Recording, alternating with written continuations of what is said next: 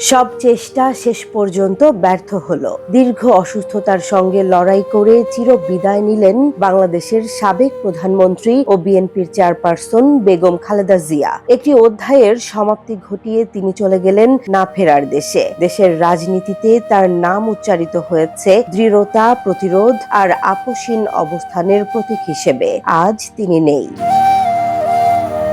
মঙ্গলবার সকাল ৬টার দিকে রাজধানীর এভার কেয়ার হাসপাতালে চিকিৎসাধীন অবস্থায় শেষ নিঃশ্বাস ত্যাগ করেন বিএনপির চেয়ারপারসন ও সাবেক প্রধানমন্ত্রী বেগম খালেদা জিয়া। বিএনপির স্থায়ী কমিটির সদস্য সালাউদ্দিন আহমদ জানান, দলের ভারপ্রাপ্ত চেয়ারম্যান তারেক রহমান সকাল ৬:৩০টার দিকে বিষয়টি নিশ্চিত করেছেন। মৃত্যুকালে বেগম খালেদা জিয়ার বয়স হয়েছিল ৮০ বছর। মৃত্যুর সময় খালেদা জিয়ার পাশে ছিলেন তার পরিবারের সদস্যরা। এভার কেয়ার হাসপাতালেই শেষ মুহূর্ত পর্যন্ত চলছিল চিকিৎসা। টানা ১ মাসের বেশি সময় ধরে তিনি হাসপাতালের নিবিড় পর্যবেক্ষণে ছিলেন।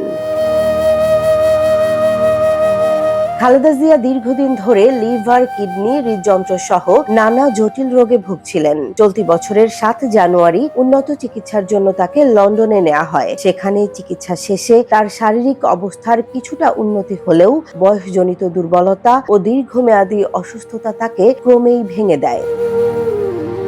গত ২৩ নভেম্বর গুরুতর অসুস্থ হয়ে পড়লে তাকে সর্বশেষবারের মতো এভার কেয়ার হাসপাতালে ভর্তি করা হয়। চিকিৎসকরা সর্বোচ্চ চেষ্টা চালালেও শেষ পর্যন্ত তিনি আর চিকিৎসায় সাড়া দেননি।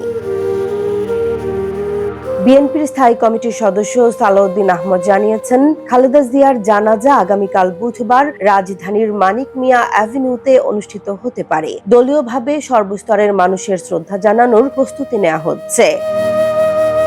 স্বাধীনতার পর বাংলাদেশের রাজনীতিতে খালেদা জিয়া ছিলেন অন্যতম প্রভাবশালী নেতা। ৩ বার প্রধানমন্ত্রী হিসেবে দায়িত্ব পালন করা এই নেত্রী দেশনেত্রী ও আপোষহীন উপাধিতে পরিচিত ছিলেন সমর্থকদের কাছে। তার রাজনৈতিক জীবন যেমন ছিল ঘটনাবহুল, তেমনি ছিল সংকটে ভরা।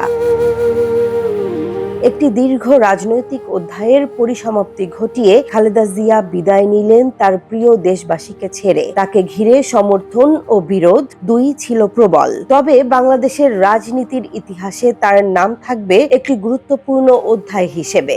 জেসমিন জাহান, নিউজ ডেস্ক, জনবাণী।